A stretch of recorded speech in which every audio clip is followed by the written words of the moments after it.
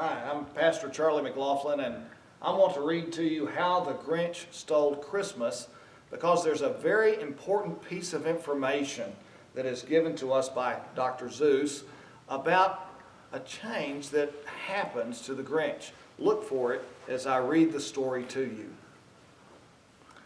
Every Who down in Whoville liked Christmas a lot. But the Grinch, who lived just north of Whoville, did not. The Grinch hated Christmas, the whole Christmas season. Now please don't ask why.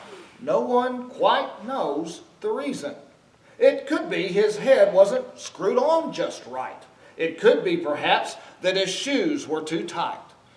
But I think that the most likely reason of all may have been that his heart was 2 sizes too small. But whatever the reason, his heart or his shoes, he stood there on Christmas Eve hating the Whos, staring down from the cave with a sour, grinchy frown at the warm lighted windows below in their town. For he knew every Who down in Whoville beneath was busy now hanging a mistletoe wreath. And they're hanging their stockings, he snarled with a sneer. Tomorrow is Christmas. It's practically here. Then he growled with his Grinch fingers nervously drumming, I must find some way to stop Christmas from coming. For tomorrow, he knew, all the Who girls and boys would wake bright and early. They'd rush for their toys. And then, oh the noise, noise. That's one thing he hated. The noise.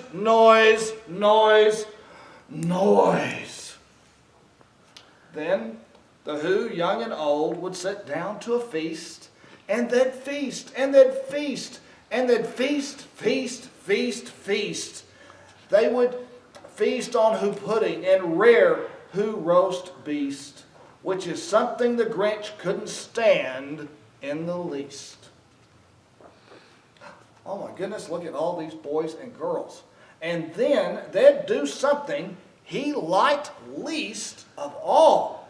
Every Who down in Whoville, the tall and the small, would stand close together with Christmas bells ringing. They'd stand hand in hand, and the Whos would start singing. They'd sing and sing. They'd sing and they'd sing. And the more the Grinch thought of the Who Christmas sing, the more the Grinch thought, I must stop this whole thing. Why, for 53 years I've put up with it now. I must stop this Christmas from coming. But how? Then he got an idea, an awful idea.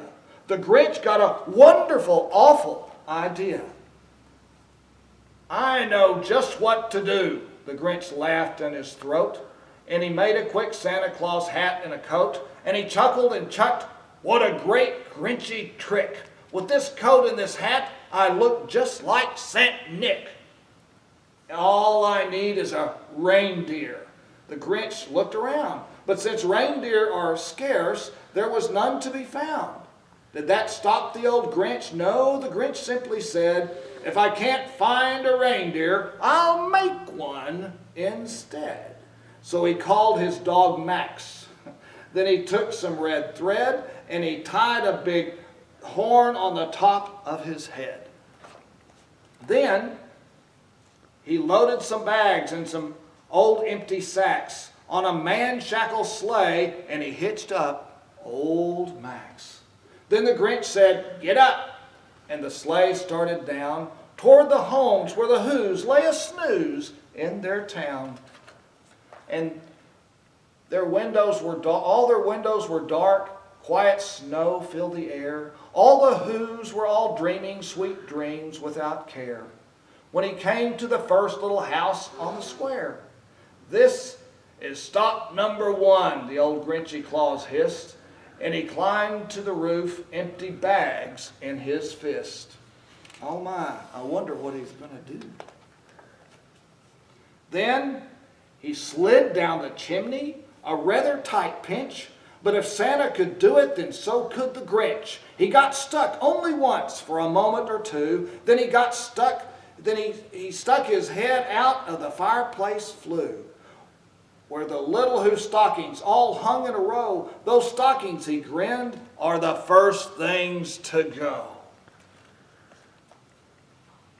Then he slithered and slunk with a smile most unpleasant around the whole room, and he took every present.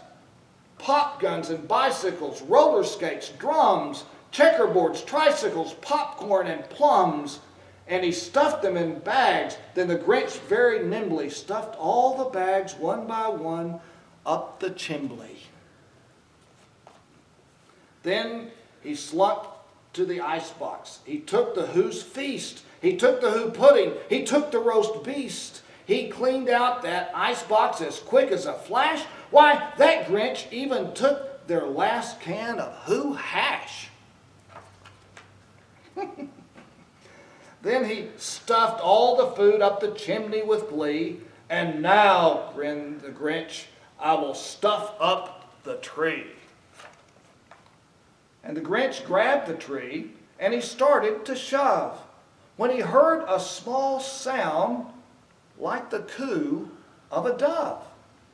He turned around fast and he saw a small Who, little Cindy Lou Who was not more than 2.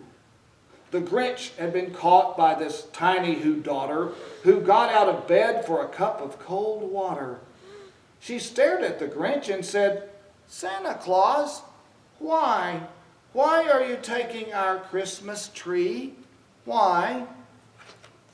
But you know, that old Grinch was so smart and so slick, he thought up a lie and he thought it up quick. Why, my sweet little tot, the fake Santa Claus lied, there's a light on this tree that won't light on one side. So I'm taking it home to my workshop, my dear. I'll fix it up there, then I'll bring it back here. And his fib fooled the child.